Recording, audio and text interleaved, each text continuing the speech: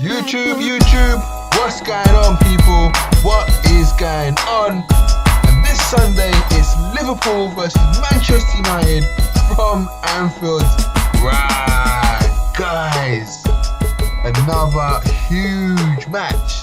I even think it's kind of as big as the Man City clash. You know, we've not beaten them so long in the league. It's a massive game, and I'm confident. So let's jump in straight to it. Let me bring up the tactics screen. As you can see, the predicted starting 11, my predicted starting 11 for Manchester United side. Let's just quickly run through who I've gone with. I've decided on Lukaku. I just think he's going to start. I've gone with Rashford. You know, Rashford got the goal against us when they beat us at Old Trafford. And then Lingard. And I think, you know, due to the fact Martial, Sanchez, I think a few of them are injured. I don't follow Man United. I'm just going off basic instinct. Have you ever fucked on cocaine, Nick?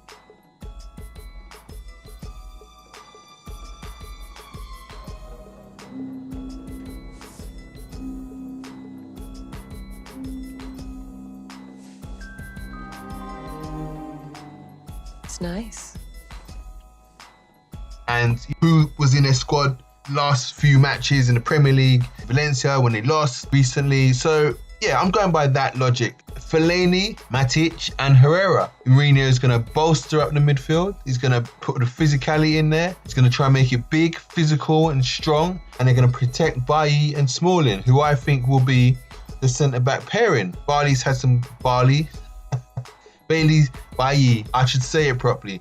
Bailly has had some game time recently. He seems to be coming back into the fold after this injury he apparently had and then this minor fallout with Mourinho. He's just been missing. He hasn't been playing. And, you know, he's a quality defender. I would take Bailly. He's solid. The performance he put in at Old Trafford when they beat us 2-1, he's an absolute beast. I would definitely take Bailly. If you want to sell him, United, in January or into the season, give us a ring ding. Give us a ring. Ring. Remember that song? Anyways, guys, and then I think Smalling, apparently he's nursing a minor injury. He's been having some painkillers of some sort I've been hearing. I just don't think Jones is going to start after he had a bit of a mare against Valencia. Jones, I just don't rate Jones. He's a liability, but he might start. This is just my team. I have no idea what the hell Jose is thinking. I think he likes Ashley Young. Ashley Young did a job on Salah, apparently last game. I think Mourinho would choose him for much of the same this match. And a new boy, Dec18, who we haven't seen a lot of. The Fulham game, Dec18 played. He didn't play against Valencia, probably because he's being saved for the Liverpool clash at Anfield. And then obviously the goalie, who I haven't written.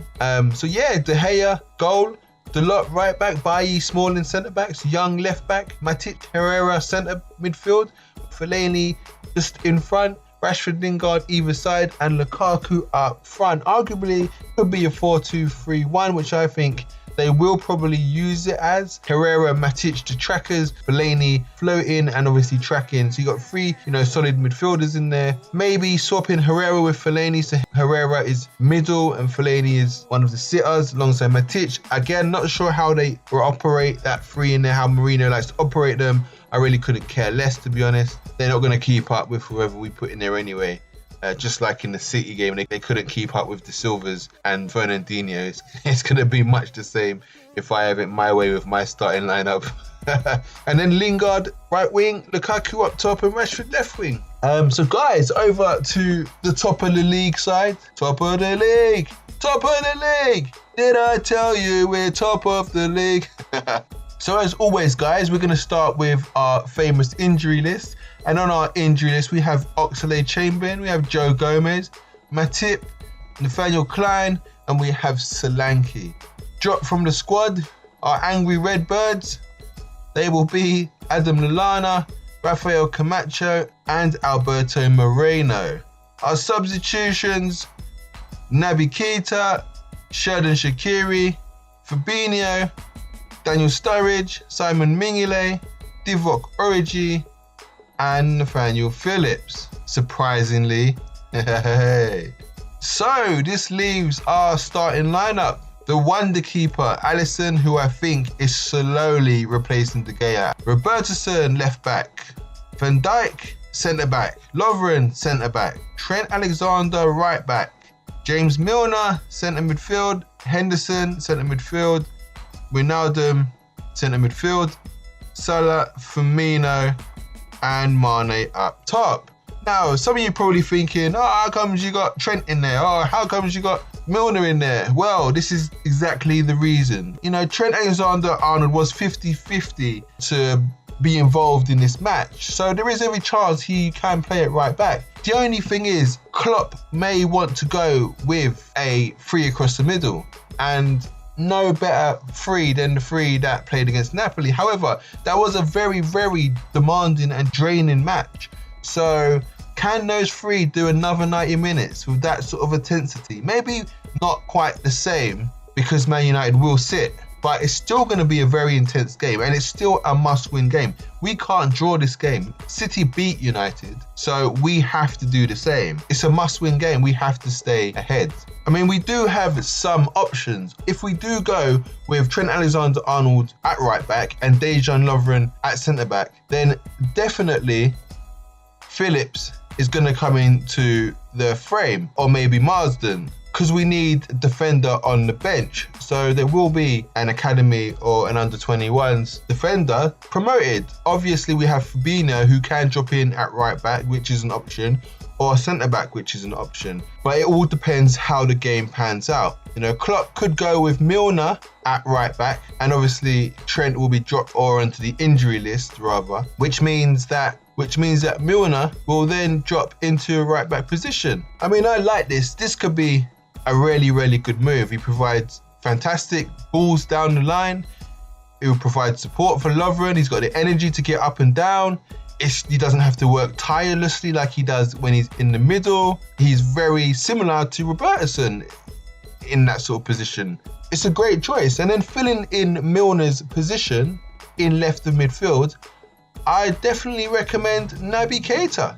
Whether it's a 4-3-3, I'm not so sure, but I prefer Naby Keita in a 4-2-3-1 formation. However, I can't see Firmino playing top, in which case it means maybe Firmino taking the bench and Salah moving central, and then maybe we see Shaqiri, and then we have our 4-2-3-1 formation, a very attack-minded formation, which I think is going to be the way forward against Manchester United. I think we have to pile on the pressure.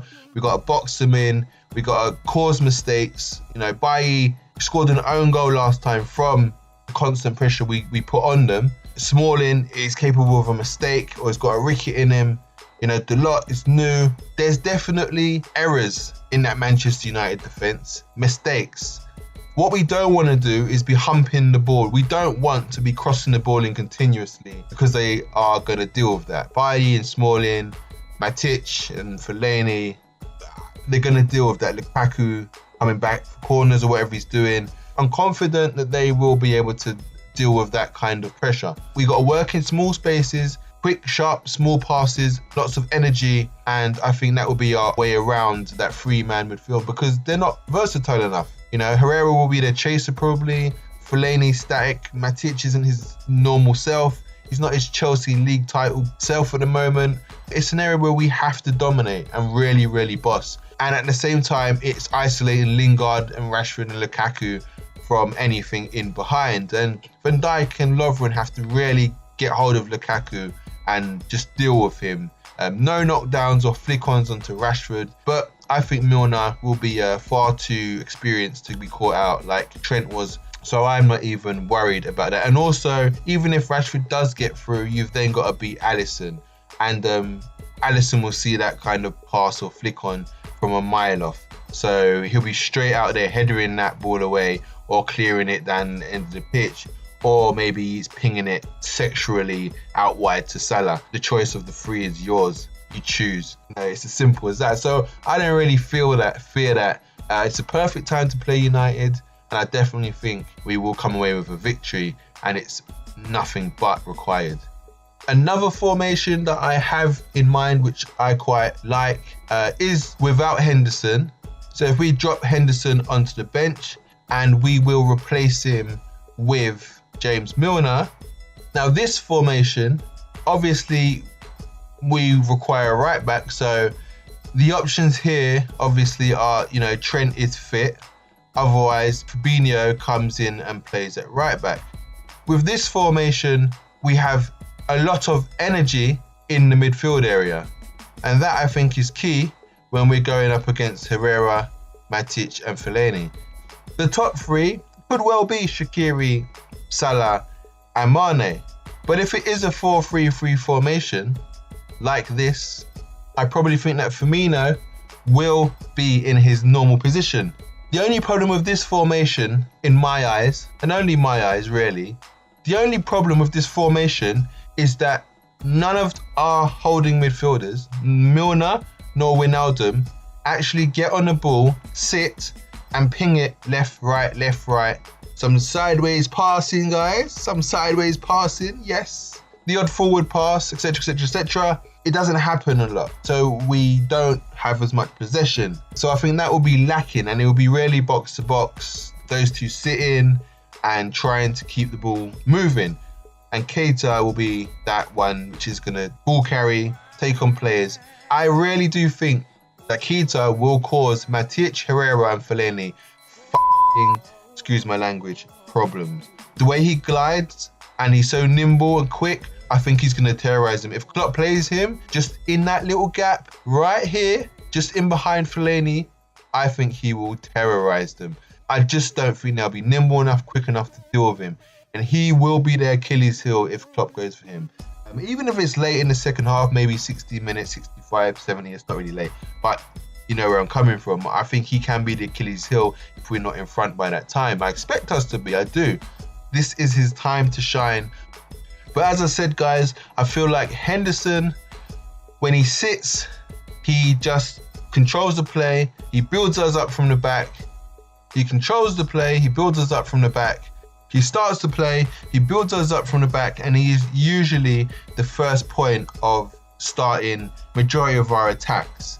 Whether it's down the left side, whether it's down the right side, our wing backs, whether it's a pass back to Matip, who plays the ball into maybe Firmino or Wijnaldum, who's further up, or Van Dijk, who then goes back forward, or even Jordan himself when he decides to play forward. But he definitely gives us the width, which I'm not so sure about that we would have if he doesn't play. If he does play, then it causes a little bit of an issue in regards to our middle three. Because obviously he's coming in and plays centrally, which means that not only do you have an extra man on the pitch, but it kind of throws Keita out of the equation, unless we have Keita where Milner is. But again, as I've said before, I don't know if that's Keita's best position at the minute. I think he's more comfortable further up. He can do his magic. He can be comfortable knowing he has players behind him. He's not scared to try and glide past a player or two. He's not scared to try and beat a player or two, knowing that if he does lose it, he does have people behind him ready to deal with the situation. Whereas when he's in the position he's in now, as you can see, if he loses the ball, they're straight on to Robertson and they're straight on to Van Dijk, and then maybe Alisson, Lovren trying to come across. You get where I'm coming from. So it's a sticky one. And I think we don't see the best of him when he plays in this midfield three like this, with this sort of discipline. He's asked to perform and play a particular way, and bless him, that's what he does. And we've seen that in serious games like against City, like against Arsenal. He comes on and he just does the job. Even Napoli came on right wing just to keep the balance and help Trent Alexander out and Lovren in the dying minutes, So he comes on to do a job more time. But hopefully in this game he gets to start. So yes, guys, what formation am I going to go with? This is going to be difficult. So guys, I've decided to go with this formation. So 4-2-3-1, Alisson in goal, Van Dijk and Lovren at the back, Milner right back, Robertson, the Spanish Robertson left back, Jordan Henderson, Wijnaldum holding, Naby Keita just in front, Shaqiri right wing, Mane left wing, and Salah up top. Now this is the team I think Klopp is going to play, or that I would play, or it's just my prediction. I think we're going to attack them. The only problem I say with this is that, you know, United will sit deep and there won't be no space for Salah in behind. But if they do counter-attack us, I think then it will be interesting because they have to come out. And if we're playing this formation, Salah versus Bailly and Smalling in behind is going to be really dangerous for them. Whereas when we have played them previously, it's been a 4-3-3 and none of our players have really got in behind. Plus, it forces Salah away from Young, and it will encourage Young to try and attack, which means maybe Shaqiri can get in behind Young.